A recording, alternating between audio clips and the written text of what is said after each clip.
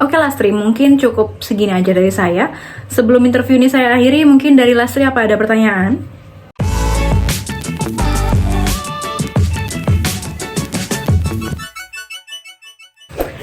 Hampir di akhir setiap interview, para rekruter itu ngasih pertanyaan menjebak kepada kandidatnya. Dan pertanyaan menjebak itu adalah, apakah ada pertanyaan? Kenapa sih aku bilang menjebak? Karena ketika pertanyaan ini dilontarkan, itu ada dua kemungkinan. Yang pertama, rekruter emang pengen cepet-cepet mengakhiri sesi wawancara itu. Atau yang kedua, rekruter mengajukan pertanyaan ini ketika dia masih ingin menggali lebih dalam lagi tentang hal yang ada di dalam diri kandidatnya. Contoh, misalkan si rekruter tuh lebih pengen tahu gimana sih antusiasme kandidat ini untuk bergabung di perusahaan mereka, atau mungkin pengen lihat gimana sih semangatnya, integritasnya, atau mungkin kerja keras dari si kandidat ini. Tapi tenang aja, nggak usah bingung karena aku bakalan bahas lebih detail lagi di video ini. Tapi sebelumnya jangan lupa klik tombol subscribe dan juga nyalain lonceng notifikasinya ya. Kenapa sih rekruter sering banget mengajukan pertanyaan itu di setiap akhir sesi wawancara? Yang pertama, rekruter tuh pengen tahu seberapa antusias sih calon kandidat untuk bergabung di perusahaan mereka. Yang kedua, rekruter pengen melihat seberapa proaktif sih calon kandidatnya ketika nanti ternyata dia diterima. Jadi, ketika rekruter bertanya, sebelum saya akhiri mungkin kamu ada pertanyaan? Kalian jangan jawab, sudah cukup Bu, sudah cukup jelas Pak, tidak ada pertanyaan lagi dari saya. Jangan sampai ya. Tapi sebisa mungkin teman-teman ajukan pertanyaan. Karena ini merupakan kesempatan emas buat teman-teman menunjukkan antusiasme untuk bergabung di dalam perusahaan tersebut atau di posisi yang teman-teman minati itu. Terus rekruter mengajukan pertanyaan ini juga untuk melihat seberapa proaktif kita. Karena perusahaan itu pastinya suka karyawan-karyawan yang selalu aktif, suka bertanya, atau mungkin punya rasa ingin tahu yang tinggi, dan juga pekerja keras. Kalau misalkan teman-teman gak mengajukan pertanyaan, pengen disudahi aja wawancara gitu aja, bisa jadi rekruter nanti menganggap atau menilai teman-teman adalah orang yang kurang aktif dan juga kurang antusias. Tapi sebelum mengajukan pertanyaan, pastikan nih sebelum wawancara teman-teman udah melakukan persiapan yang matang. Salah satunya yaitu dengan riset.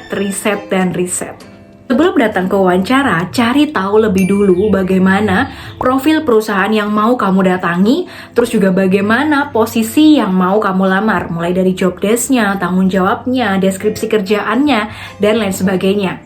Jangan sampai kamu datang ke tempat interview itu dengan otak yang kosong, tanpa ada pengetahuan sama sekali terkait perusahaan maupun terkait posisi yang kamu lamar.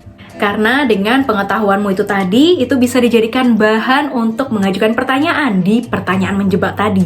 Nah, untuk proses interview sendiri, umumnya itu ada 2 sesi atau 2 tahap. Yang pertama yaitu interview dengan pihak HRD atau personalia, dan yang kedua yaitu interview dengan calon atasan langsung atau biasa kita kenal dengan interview user. Dan pastinya pertanyaan yang mau teman-teman ajukan untuk 2 tahap atau 2 sesi ini pastinya harus berbeda. Untuk interview HRD, teman-teman bisa tanya hal-hal seputar pekerjaan yang general. Karena apa? Karena HRD merupakan salah satu orang yang memahami perusahaan secara keseluruhan. Jadi mungkin pertanyaan-pertanyaan yang bisa teman-teman ajukan yaitu, yang pertama, bagaimana ekspektasi Bapak atau Ibu HRD kepada calon atau kepada karyawan baru terhadap budaya perusahaan? Jadi di sini kamu tanya gimana sih harapan mereka kepada karyawan baru untuk bisa beradaptasi dengan budaya perusahaan mereka. Di sini nanti mereka pastinya akan cerita bagaimana budaya perusahaan mereka. Atau yang kedua, jika nantinya saya diterima, bagaimana sih kinerja saya nantinya akan dinilai. Yang ketiga, apakah di perusahaan ini terdapat jenjang karir dan juga pengembangan sumber daya manusia? Yang keempat, apakah tahapan seleksi selanjutnya jika nantinya saya lolos? Yang kelima, karakter pegawai seperti apa sih yang dibutuhkan oleh perusahaan untuk mengisi posisi yang saat ini kamu lamar? Atau bisa juga, jika nantinya saya diterima, apakah akan ada training atau masa probation sebelum saya benar-benar diterima atau bekerja di perusahaan ini? Atau mungkin bisa juga nih, teman-teman nanya, selama Bapak atau Ibu bekerja di perusahaan ini, hal apakah yang Bapak Ibu sukai?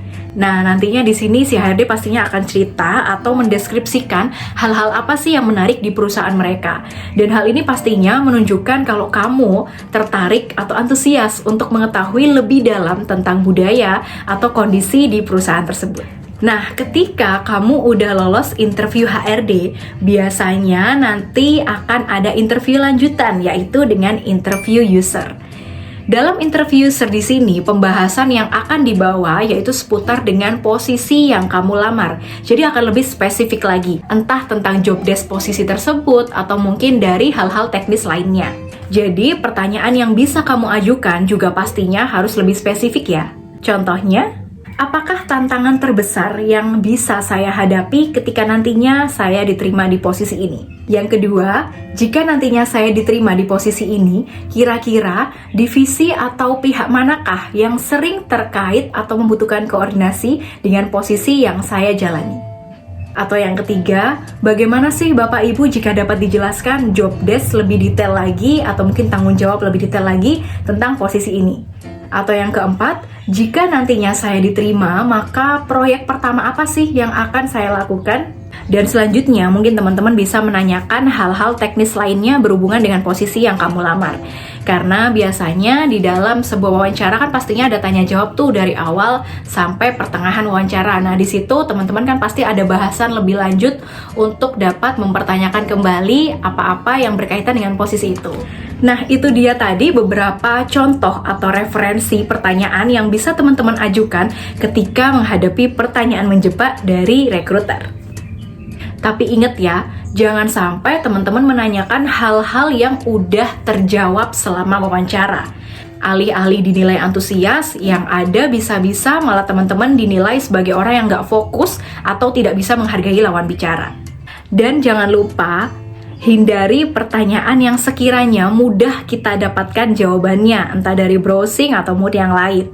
Dan juga hindari pertanyaan yang membutuhkan jawaban panjang dari rekruter, karena bisa jadi ini akan mengganggu waktu mereka.